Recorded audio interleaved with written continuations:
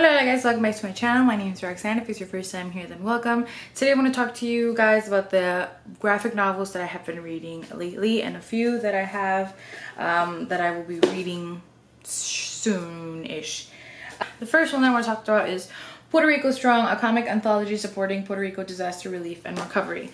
This is by Lion Forge Comics and it is a collaboration of artists who come together to write stories about Puerto Rico, Puerto Rican culture, Puerto Rican people, history, and sort of our resistance and resilience after the horrible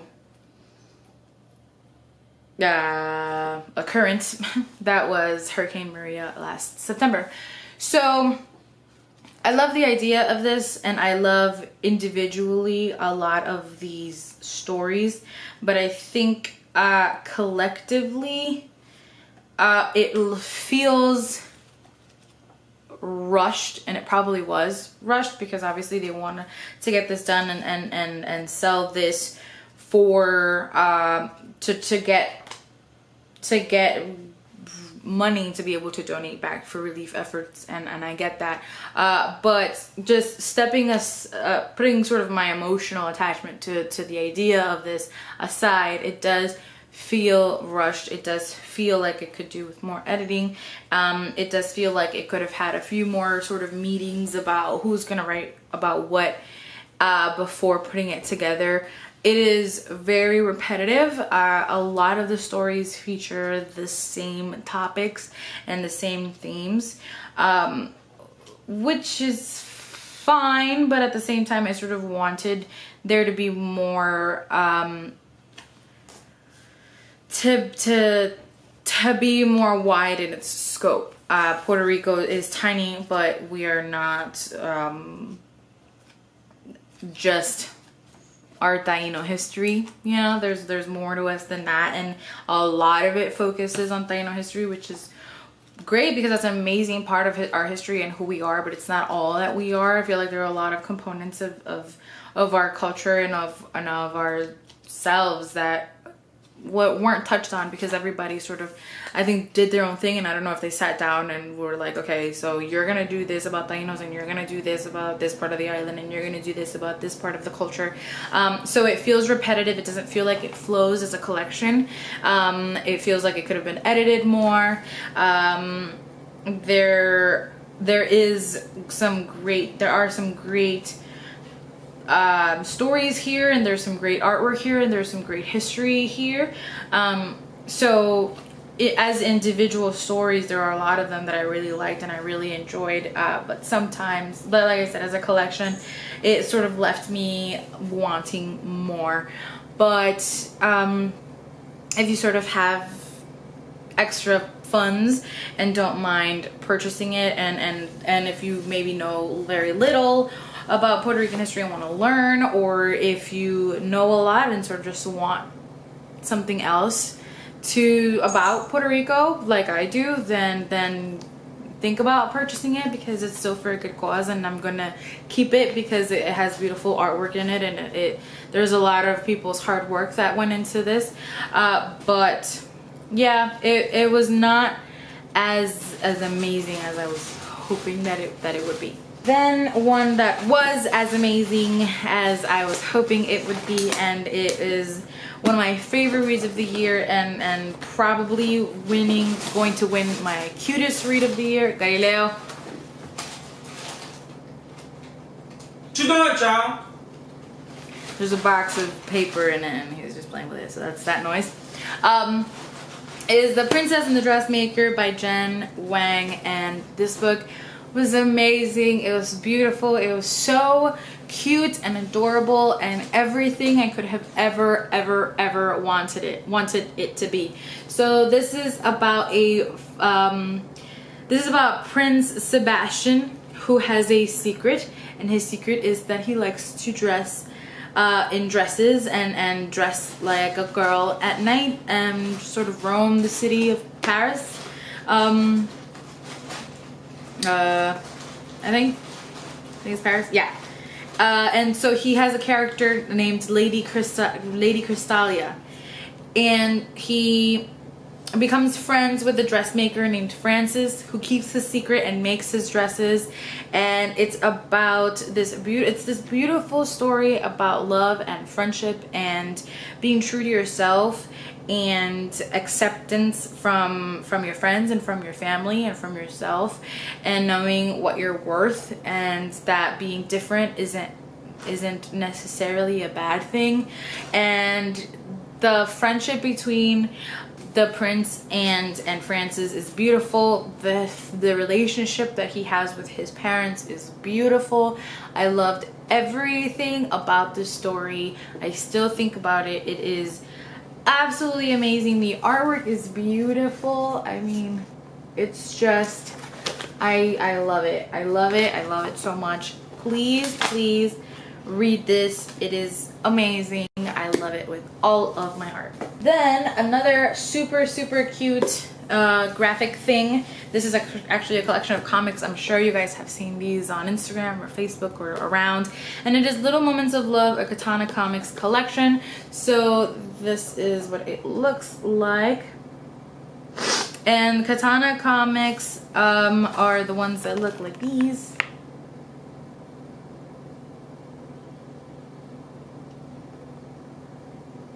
And they're very popular on Instagram. And yeah, it's just a bunch of comics that sort of display different moments of love between her and her boyfriend, and it's super cute.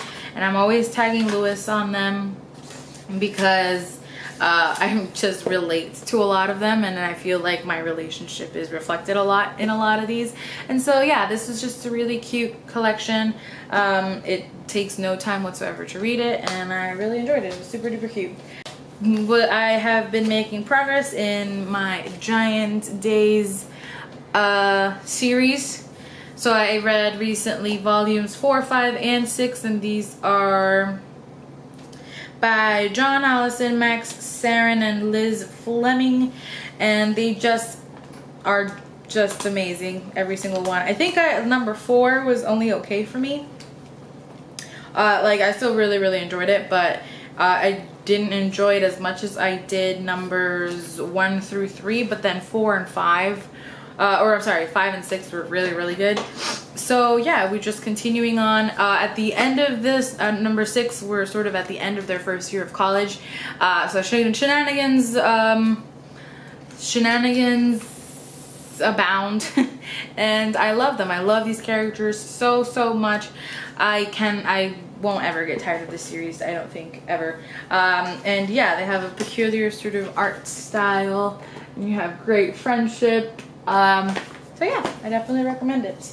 And one that was a very powerful read is Fun Home, a Family Treasure Comic by Alison Bechtel, and this is by a queer author, and this chronicles the life this chronicles her fraught relationship with her now late father. Content warning for pedophilia. Her father was not a nice person, and she had a very fraught. That is really the best. That's how they describe it in the synopsis, and it really is the best way to describe it. Her writing is beautiful. This is a very quiet exploration of her relationship with her father, what it means to her now looking back, what it meant to her then,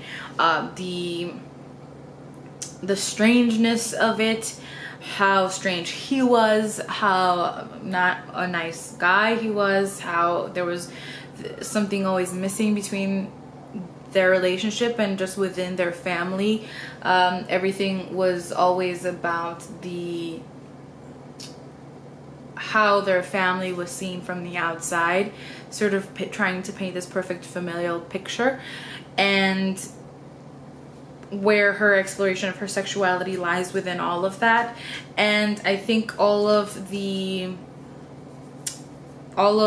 great critiques of this graphic novel are accurate. I think it's a great story. It's beautifully written. It's all illustrated in this sort of monochromatic bluish gray style.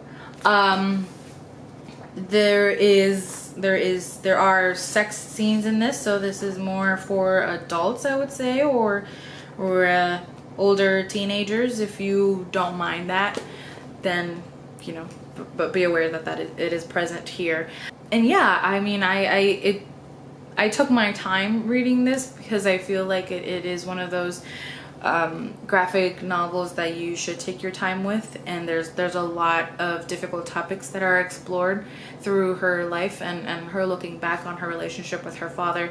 And I think it's an important story that needed to be told, and I'm glad that she did, and I'm glad that she did it in such an honest and approachable way. And she has now written one. The follow-up to this is Are You My Mother, where she then just sort of does the same thing, but with her mother, the relationship that she had with her mother, who we get hints of that here. And so I'm curious to see what she writes about that now, sort of an adult looking back. So yeah, I recommend this. I thought this was great. I thought it was powerful, and not always an easy read. So yeah, there's this one. Then one that is also very quiet and a sort of exploration of girlhood, exploration of sexuality, is Honor Girl, a graphic memoir by Maggie Thrash, and it is about her. This one summer she goes to a summer camp in the South somewhere. She is from Georgia, and the camp is in Kentucky. Yeah. So it is about her friendship with her other campmates. It's about popularity at that age. She's 15 during the summer that this takes place. It's about how it feels when you sort of start to have a connection with someone that you shouldn't be. Not so much because you're a girl and that other person is also a girl, but because you are 15 and that other person is 19. And sort of how not well the camp deals with that, how she isn't really equipped to deal with that, but how she goes through it anyway, what she thinks about it, what happens after that. It's a very quiet story. It doesn't really give you any concrete answers. It's just her telling you what happened, and you sort of take from it what you will. And she doesn't really feed you anything of like, this is how you should see this story, or this is my analysis of the story now. It's just, here's what happened.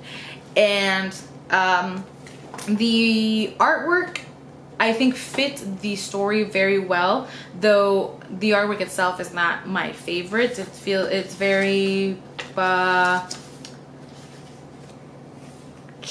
don't want to say childlike, but it's very simple. It's very simplistic, which I usually like, but I think it looks like it was done in like a watercolor, but kind of also looks like it was done in crayon, so it gives it a much more simplistic look to it. I think it goes well with the story, but if I were just to look at the artwork just itself, I would say it's not my favorite. And this is what it looks like.